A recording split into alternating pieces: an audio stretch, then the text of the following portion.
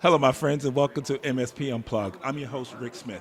This is the place to learn tips, tricks, and strategies to help you run and grow your IT service business. Whether you're a one-person shop or leading a team for the journey, this is the place for you. I want to introduce you to my co-host, fresh from Dallas, Texas, 5K Technologies own Corey Kirkendoll. How are you today, my friend? Man, I'm doing well, man. Good to be here, man. Got a great episode today with my man here. Can't wait to get in. Speaking of that great episode, we want to welcome our guest today, Mike DePalma. He is the Vice President of Business Development over at OpenText. Mike, how you doing? I'm doing well. Thank you for having me. I'm excited. Thanks for coming. For those of us who may not know you, can you give us a little bit of background on yourself and how you came to OpenText? Absolutely. Yeah, I just came to OpenText in March, so it's three and a half months. Prior to that, I was 10 years at Datto and then Kaseya. So I've been really, really lucky. I mean, I worked under Rob Ray for 8 years. When he moved on, I was able to move up and then worked underneath Dan Tomaszewski and Gary Pica. I mean, people would pay money for that kind of, mentorship from those guys. So moved over to OpenText, kind of running the channel program and kind of getting the message out. Cool. Tell us a little bit about OpenText and what you guys are doing over there. Yeah, it's been interesting. So since I moved, and even when I first made the announcement, I had so many partners and colleagues come up and like, what does OpenText do? And it's still the number one question you get, which is interesting. I mean, we're a 25,000 employee, $10 billion a year, roughly, security company, but a lot of that is on the enterprise space. The cybersecurity arm that we're managing is the channel space. So we've made a lot of acquisitions. So now we have, a lot of people know some of those acquisitions, WebRoot, Zix, AppRiver, Pillar. And so we have these products and we're just really trying to make sure that everybody understands the brand of, hey, we've got this cybersecurity suite of products. You could buy them a la carte, you could buy them in bundles that we just released, and we've got no contracts. So if you want to take a test run on any of the products, I think that's a big differentiator for us. Being such a large company allows us to do that, and being past the going IPO and all that stuff, trying to get your 10x valuation with all that, it allows us to say, hey, no, we want to earn your business every month, and it's been extremely exciting to be a part of it. No, I love it, man. I kind of fell up on OpenText, kind of an accident, man. Are you guys a distributor? Are you like Pax8? Or are you like SureWeb? Or what do you like? Because you guys do a little bit of everything. Yeah, I mean, that's the uniqueness. So we're the 5th largest Microsoft CSP in North America, and that's through the AppRiver acquisition. Yeah. So we do a lot of business through that, but we're the only CSP that also has our own IP for security stack. So that was another question. Are you just a reseller? Well, we resell Microsoft. All the other stuff that's in our portfolio, we own. Okay. And we control. And so that's, and this is a lot of, Zix on our email security side, that's an enterprise grade email security that we were able to bring down to the channel. So very proud of the technology, but that's been our differentiator. And you can manage that all in a single pane of glass, your Microsoft licenses and then all of whatever security products you're using as well. Man, just sitting here, I always go back to what's the show with Sandra Bullock and the guy who played for the Ravens, and he called my man Big Mike. Yeah. So you Big Mike, right? And so for you to come over here, the blind side, for you to come over to OpenText, man, your history in the channel and where it comes from speaks a lot to where the company's going in a direction. So give us an idea of its true commitment to the channel. You said the security side, enterprise side, and what MSPs say, oh my gosh, is that direct? Are they selling against it? What does that look like? So you coming over, man, tell us what the direction and how does that really evolve to really get our listeners engaged in what you guys are doing? Yeah, I think that what I liked and was very attractive to me, and I started having conversations back in November, just kind of feeling things out. What I like is when they say they're making investments, they really are, and a lot of that comes to personnel. Yeah. So when we started building out that channel team, on average, these folks have over 10 years of channel sales experience, which is such a differentiator. Your relationship with your account manager or your relationship with folks in my role makes all the difference in the world. Right. And I tell people, and the reps know that. And so these are people that understand MSPs. I love that as we continue to add, there's actually a lot of former Datto folks over there that I worked with, and they predated me at Datto. I love that. I love that that's where the investment they're making. And then when we're redoing our partner program now, I'm asking for a lot. And they're saying yes to a lot, so it's good. They're basically just giving me and the team autonomy to say, hey, you guys know the channel. We're gonna hold you back. You tell us, and it's such a collaborative company throughout. It's been great. Yeah. No, you said a lot of those Datto folks and where it came from. I think Datto was known for that partner and that relationship back, man. So it sounds like the Blues Brothers, man. You bringing the band back together. That's what it sounds like, right? It's exactly what it is. Yeah. And it's funny because I had meeting with Jay McBain a couple weeks back, and he said it. He goes, I just don't know why vendors don't follow the Rob Ray playbook. And the Rob Ray playbook is developing that community.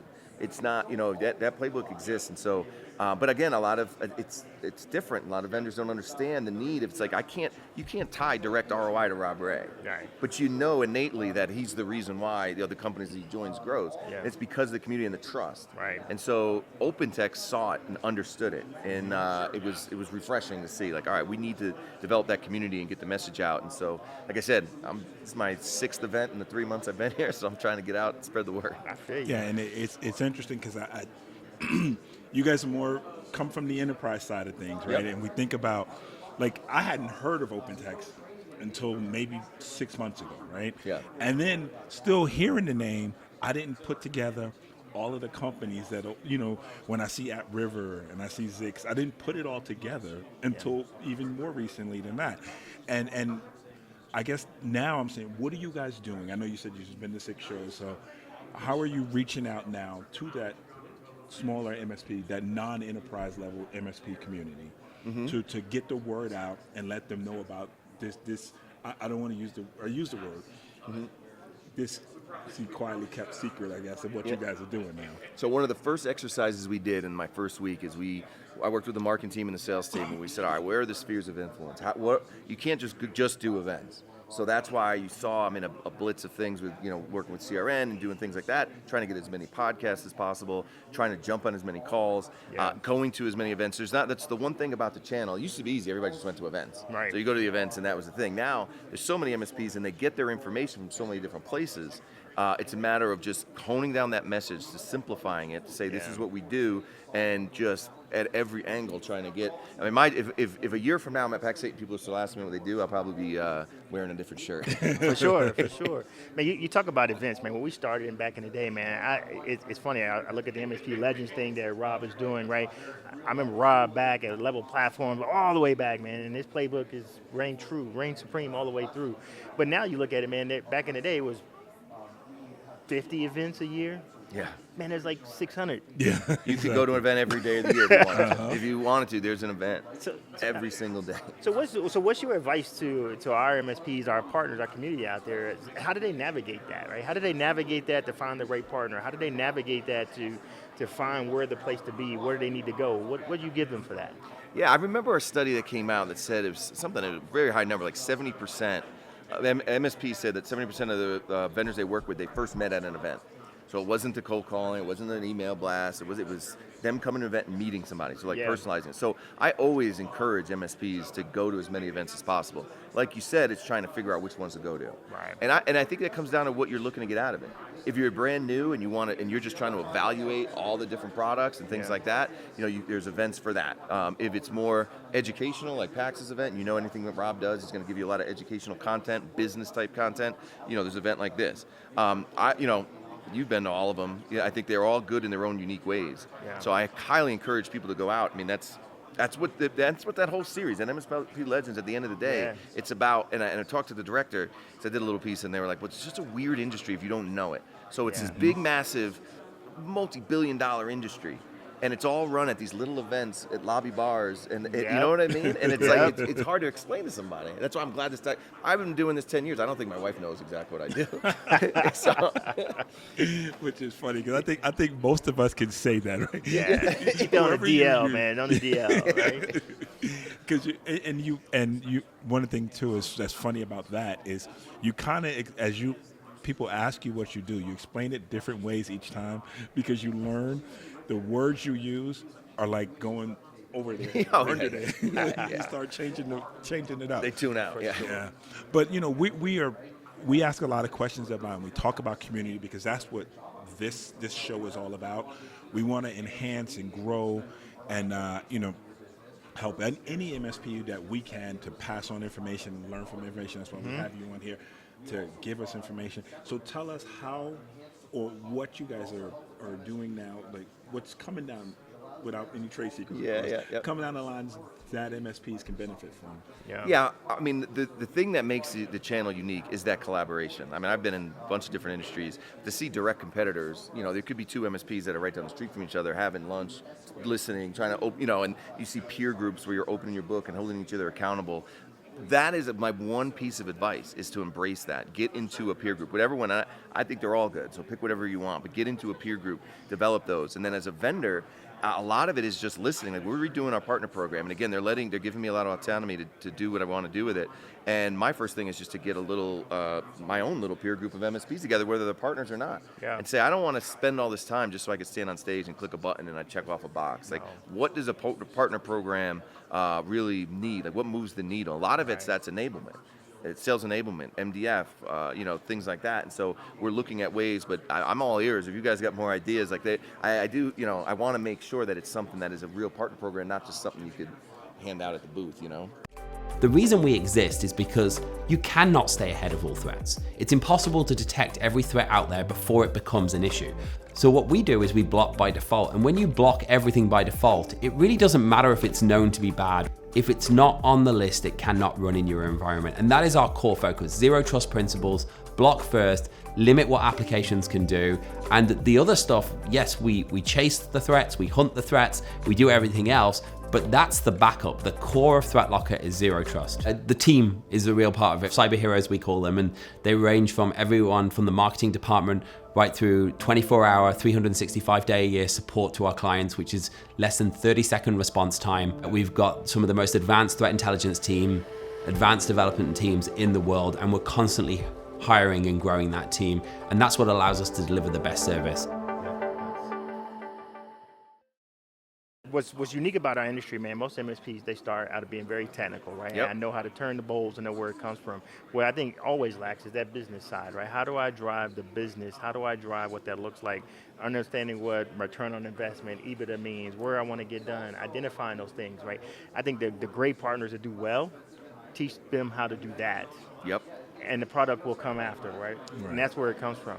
So how do you guys, tell about your partner program and kind of how that works as far as, what do we look forward to as we work and partner with OpenText? Yeah, I mean, our partner program, which the beauty of it is, like I said, no contracts, but once you buy a single license of anything, you're Hold up. What'd you say?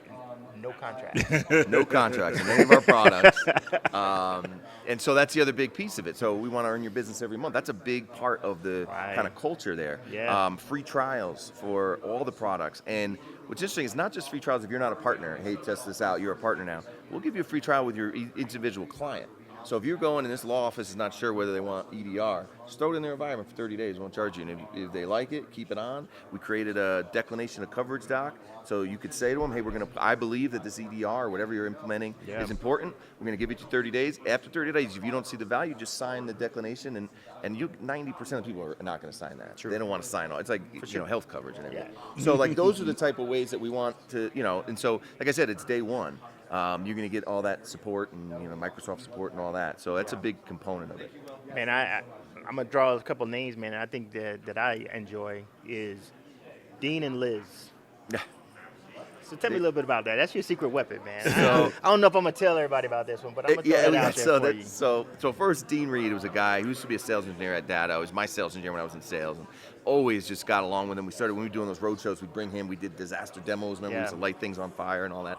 And he went over to OpenText maybe about close to a year ago. And 3 months in, he calls me. He's like, "You got to come over here. You got to come over here." And I'm like, "I'm happy. I'm doing well, Kasey and all that." And it was just that passion of it. And he's become a leader. He's not even there a year because of his passion. He just loves helping people. No doubt. So then he's the first person he said, he goes, "You got to talk to Liz. She's my money girl." That's what he says, right? That's probably the exact word what he said to you. Liz is my money girl. This is it.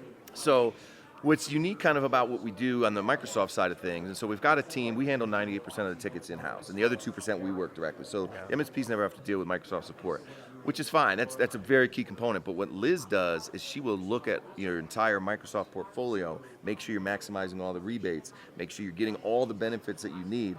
And so the first few calls I was on, I was just listening to Liz, and she's 8 o'clock to 5 o'clock. And you know the energy she's got. Man. I just need to replicate Liz. And she comes from Microsoft, so she knows it. She knows the language. And I have yet to be on one of those calls where she's not identified funding, rebate opportunities, or the co-pilot training program, which the money's going to free up again in July, that a lot of people don't know about. I think that's when we talk about support, enablement, and all that stuff, you can kind of go buy these products anywhere. And that's, we could talk speeds and feeds, but at the end of the day, to me, it's that relationship, that's the stickiness. That's why I say, you don't have no contracts. If they like you and you're embedded in their company, you could be month to month. We used to be month to month of data. 100%. The people leaving us, it's very low. Mm-hmm. So it's, we want to earn your business. And if we're not, talk to us. We want to know. All right. Man, I'm waiting on my I'm with Liz shirt. That's what I want. I need that right there. I'm with Liz. She doesn't get enough credit for Liz. I got to get her out on the road, but we can't because she's what's up. She is, man. She is. Liz is a popular figure. She is. Liz is a legend. She should be in the MSP legend. Nobody knows her, but I'm thinking about how you guys are talking about it now. Dean was on the show a couple of months ago, and he just kept talking about Liz. So she is, I guess, Liz, you're getting all the points. That's right. You're getting it all. You're getting it all. Yeah. She's good. I love it, man. Hearing how it goes, great partner, how you work through that process, how those relationships build, and where is it ultimately going. So currently right now, obviously the word out there is AI, and is what's up. So without telling too much, man, what do you guys see that fitting into your portfolio, and how are you enabling that for MSPs to go take advantage of that? Yeah, I mean, absolutely. Obviously, every vendor is going to incorporate AI, and it's a big driving force at the enterprise level all the way down. And that's kind of one of the benefits we have, and with the resources we have, being a large company, and we just had our all hands meeting, and that was the focus of how we're going to integrate it internally, and then obviously, for our customers. But to me, one of the things that really, and it's part of the presentation I have later on today, is for an MSP, there's two pieces to it. There's one is, all right, how am I going to use AI to make my business better, right? Using the tools. But more important is, how am I going to go to market with it? How am I going to differentiate myself? And what I see is, my prediction is you're going to see more, because margin is shifting. Where you made money 10 years ago is not where you make money now. Not at all. And so where the secret sauce is being that expert in AI, and now not just having the conversation of, here's how I'm going to secure your business, it's here's how I'm going to make your business grow. Here's how I'm going to make it more profitable. There's the stickiness. If you're embedded on that side, so I think it's the more consultative approach to it where the margin's going to come from. Because it used to be people were building servers, making margin, and that went away, and it was, I'm going to resell SaaS. Now it's this AI thing that we're trying to wrap our head around, and as an MSP, where do you differentiate yourself? No doubt. No I doubt. think it's funny. We talk about all these acronyms that this business has grown from, and now we go to 2 letters, AI. They simplify it. Yeah, I know. Exactly right. Now everything boils down to AI and how it fits in to all of those other acronyms. When I started, because I didn't have a tech background when I started in sales, I used to have a sheet of paper stuck with all the acronyms, SCSI and all this stuff. I'm like, what is all this stuff? Shoot, and I'd talk to Dean. I'd be like, Dean, what does this mean? I've been here 23 years, and I still need a paper to figure out all it. And don't every time you think you got them down, something else comes up. Yeah. Yep. You'd be like, man, what you say? You talk about my mama? No. I got a compliance thing or whatever. Yeah, but it's just been an evolving, and we have to learn to evolve with the times, basically. Yeah. Because if you don't, you will be left behind. And I think this right now where we are is probably going to be the fastest transition we've seen. Yeah. And I think about this from in 2003, I think it was. Paco asked me about ChatGPT, and I had not heard of it. And he was like, hey, I started playing with ChatGPT, and we figure, your timeline for everything is, 5-10 years. Like, we are now in the midst. We're in the middle of 2025, and we are in the midst of this AI revolution. And MSPs, vendors, customers, we all have to be conscious, because if we don't pay attention, we're going to get left behind. Yep. And this is when we rely on guys like you, on our vendor partners, to be innovative and help us stay current. Yeah. Well, I think about, there's these waves. You remember a few years ago, it was like the shift to MSSP. Everybody wanted to do it. Yeah. Co-managed IT became big. Yeah. But that wave was years. These waves now, it's a tsunami. I mean, it jumps up. It's like those rogue waves. And so to stay ahead of that, and to be successful, you have to stay ahead and figure out, what's this industry going to look like 3-5 years down the road? Now it's like, what's going to look like 3 to 5 months down the road? Right, exactly. And so it's exciting. But man, it's like you can't take a day off. Nah, you cannot take a day off. Man, I tell you, I used to have an afro when I started this thing, man. It just fell out. I had luscious brown locks before I started in this, and now I got the Paulie Walnuts grays coming in. We're distinguished, brother. We're distinguished. Yeah. That's what I tell my family. Yeah, we laugh. My kids laugh about that because they say your hairline is going back and back and back, and I'm like, yeah, it's just all of this stuff, man. I said when it gets to here, I'm just gonna go bald. I'll be looking like Corey, but Hey man, just let it go. Just let it go. Well, yeah. As we wrap up, Mike, I want to thank you again for your time for coming here. Much, yeah. But as we begin to wrap, I want to ask you: is there anything you think we didn't discuss that you'd like to talk about yourself, about OpenText, or anything else that's going on in the industry? Yeah, I mean, just a couple of things that we're releasing. We just came out with EDR. One of the things that was a learning curve for me is that we sell through a lot of different channels. We sell through all the RMM platforms, so you can go and get products through that. We sell through PAX 8, even though we compete. There's like this co-opetition going on, which is interesting. And I think the channel's embracing it. I mean, obviously Rob's one of my best friends. We compete on one side, and then there's plenty of stuff we do together. And so one of the things that we're trying to do is we're saying, look, we want to make it as flexible as possible for you to do business with us. If you prefer to buy things through your RMM, that's fine too. If you want to buy direct, we've got secure cloud, you could do that. If you want to buy through PAX 8, would love to. Because the one thing I see a lot of vendors, it's like, it's either all or nothing. It's kind of like, oh, everybody hates vendor sprawl and everybody wants to consolidate. Well, yeah, there's a contingency of MSPs that want to do that. There's also a lot of them that want to build their own stack and want to have that. And I do think it doesn't mean from going 17 vendors to one. I think the sweet spot's probably 7 to 10 vendors. So we just want a place there. And if it's bundles, one, a la carte, whatever it is, we want to make it as easy. I mean, the overall goal is we want to be the easiest vendor to work with. That's simple. And anything that we're doing, any motion that we're going forward, it's got that in mind. Is this going to be easy to implement? So that's kind of my final messaging on where we're headed in our roadmap. Okay. So for anyone interested in either getting information from you or about OpenText, where would they go? Where would you direct them? You could email me directly. I want to be involved in every single new partner we have. So mdePalma@opentext.com. And yeah, just reach out. LinkedIn is another great spot. Try to find me. Try to find Dean Reed for sure. He will learn a daily life lesson from Dean Reed because he's very, very active on there. So yeah, and like I said, I want to get to know every single person personally. So feel free to reach out to me directly. Sounds good. Sound good. Corey, any final words here? Nah, man. I'm excited, man. I'm looking forward to seeing where OpenText goes, man. They got the right man on the job, man. Yeah, Big Mike. Big Mike, appreciate right here. it. Yeah, you guys are the best. I appreciate you. Yeah, I wanna emphasize again that OpenText is that quietly kept secret that now when you open the box, it's like all these things jump out that you didn't realize were in there. And that was my experience. I know I said it earlier in the episode, but I had no idea how big you guys are. And shout out, we've talked about him a lot, but I'm gonna give a shout out to Dean because he's a great guy and he's really educated me on a lot of things and I appreciate it. But Mike, again, thanks so much for your time. We appreciate you. I know it's a busy day and you got to jump on stage, so I'm going to let you go. We'll just wind out here. We want to thank everyone else for listening. We invite you to tune in every week. You can catch us on youtube.com/MSP Unplugged. Do us a favor, like, subscribe, hit the notification button if you're so inclined. That'll let you know when the next episode's available.